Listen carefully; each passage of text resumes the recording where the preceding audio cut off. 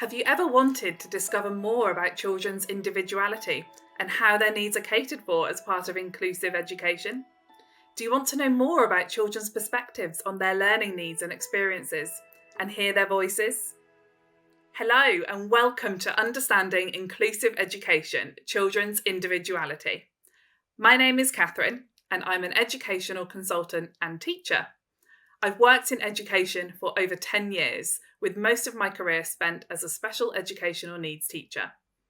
I specialise in inclusion and am an associate lecturer in education at the University of Essex and module lead in inequalities at the University of Winchester. I'm also completing my PhD in inequalities and inclusion in education at the University of Portsmouth. I focus on providing the best experiences for my learners and always advocate for their needs. My teaching focuses on the real-life application of skills. This course is part of an expert track which explores inclusive education and understanding special educational needs. There are 3 courses within the expert track where you'll discover evolving landscapes, current approaches, and children's individuality. Throughout this course, you will explore the child's voice and how inclusive provision of education can be based on individual needs. Whether you're a parent or carer, or support children with special or additional needs or disabilities, by the end of the course, you'll have a deeper knowledge of planning for inclusion and how a child's views are represented. You'll be in an informed position to further appreciate the uniqueness of every child within the context of the broader system of diagnosis and provision. We hope you enjoy the experience.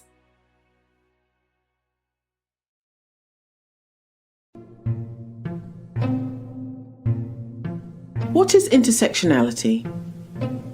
Intersectionality is a way of understanding social relations by examining intersecting forms of discrimination. This means acknowledging that social systems are complicated and that many forms of oppression, like racism, sexism, and ageism, might be present and active at the same time in a person's life. Everyday approaches to building equality tend to focus on one type of discrimination, for instance sexism, and then work to address only that specific concern. But while the career of a young, white and able-bodied woman might improve with gender equality protections, an older, black, disabled lesbian may continue to be hampered by racism, ageism, ableism and homophobia in the workplace. Intersectionality is about understanding and addressing all potential roadblocks to an individual or group's well-being. But it's not as simple as just adding up oppressions and addressing each one individually. Racism, sexism and ableism exist on their own, but when combined, they compound and transform the experience of oppression. Intersectionality acknowledges that unique oppressions exist, but is also dedicated to understanding how they change in combination. The roots of intersectionality lie within the Black feminist movement, with legal scholar Kimberly Crenshaw originating the term. Crenshaw felt that anti-racist and feminist movements were both overlooking the unique challenges faced by black women. She stated that legislation about race is framed to protect black men, and legislation about sexism is understood to protect white women. So simply combining racism and sexism together does not therefore protect black women. Intersectional theory is now applied across a range of social divisions and also to understandings of domination, such as those associated with whiteness, masculinity, and heterosexuality. Intersectionality is not only about multiple identities, and it's not a simple answer to solving problems around equality and diversity. It is, however, an essential framework as we truly engage with issues around privilege and power and work to bring them into the open. Intersectionality means listening to others, examining our own privileges, and asking questions about who may be excluded or adversely affected by our work. As importantly, it means taking measurable action to invite, include, and centre the voices and work of marginalised individuals.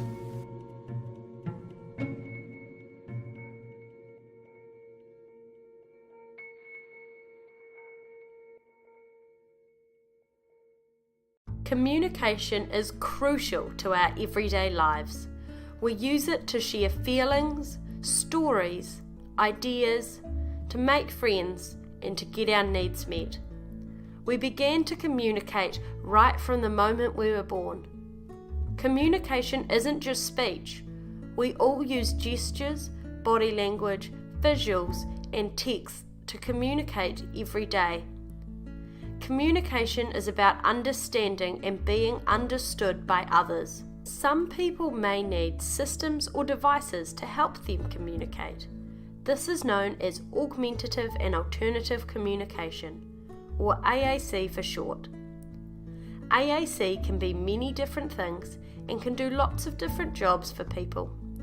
Sally might need an iPad to talk for her, while Bob needs some picture visuals to help him understand what he needs to do. It's a speech and language therapist's job to work with people to come up with the best AAC solution for their needs. Here are some of the ways AAC is useful.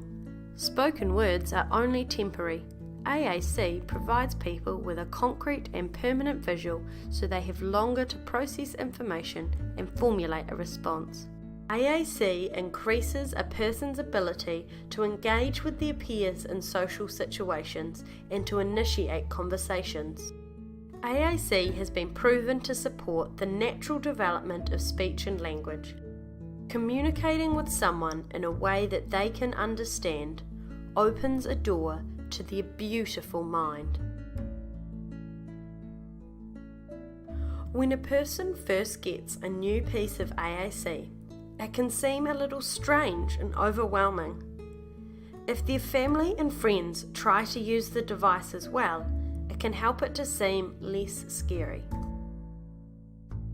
When you're learning a new language, you need lots of repetitions. It's the same with AAC.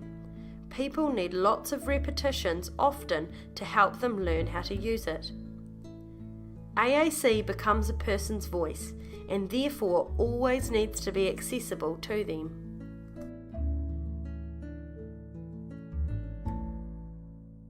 Augmentative and alternative communication ensures that everyone has the opportunity to understand and to be understood, no matter what their challenges are.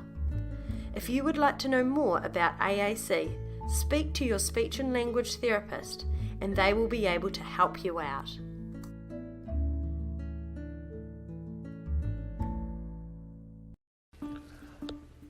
I'm Larry Ferlazzo.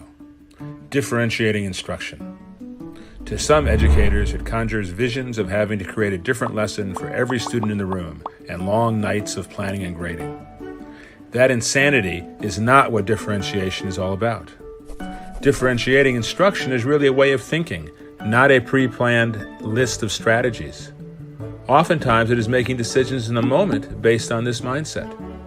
It's recognizing that, to paraphrase Rick Wormley, fair doesn't always mean treating everyone equally. It's recognizing that all of our students bring different gifts and challenges, and that as educators, we need to recognize those differences and use our professional judgment to flexibly respond to them in our teaching. Carol Tomlinson talks about the ability to differentiate in 3 areas: content, process, and product. For content, student choice is one way we might differentiate, like allowing students to choose their research topics or essay prompts. As teachers, we need to keep our eyes on the prize. In other words, we have to keep asking ourselves, what are the main learning objectives? One day, my students were writing an argument essay about what would be the worst natural disaster to experience. John's head was down on the desk. He was not doing anything. I knew that he was interested in football, so I told him that he could write an essay on why his favorite team was the best. He would still have to make an argument just about football instead of hurricanes or earthquakes. His eyes lit up. He got to work and wrote what his mother later told me was the first essay he had ever written in school. He had followed all the guidelines of a good argument essay.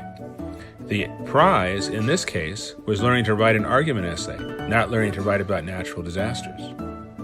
To differentiate by process, teachers can change up how they group students. Sometimes a mixed ability group might work best, while sometimes it might be appropriate to have same ability groups. We might have an English proficient buddy work with an English language learner to help them out. During independent reading time in my early morning class several years ago, one student tended to fall asleep. I told him that, if he wanted, he could go to the back and sit on a desk and read. Soon, several others joined him. A few days later, I saw another student dozing off.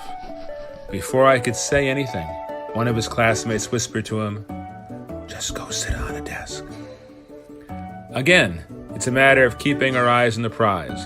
What are the learning objectives and what are the best roads to get there for different students? Teachers can also differentiate by the type of product students create. The major demonstration of learning doesn't always have to be an essay or a multiple choice test. One year I had a student who liked to doodle when other students or I were talking. I told her it was okay as long as she was doodling about the information we were discussing. She built on those doodles to create a final project that brilliantly and visually represented all the key points we had covered. When I give tests, I often give students an extra blank page where they can write anything else they remember about the topic being tested that they think is important. I often find the quality of thinking and writing better there than in response to my test questions. None of the differentiating strategies I've mentioned have created any extra work for me. They did require that I had relationships with my students to know their strengths, challenges, and interests. And I needed to demonstrate flexibility in my thinking. Making these strategies successful also required building a strong class culture so that some of the students were being treated differently and they understood why. And they understood that that was the only way to be truly fair. The ideas mentioned here are just a drop in the bucket. There are a zillion other ways we can support our students' gifts and challenges. We just need to keep our minds and ears open.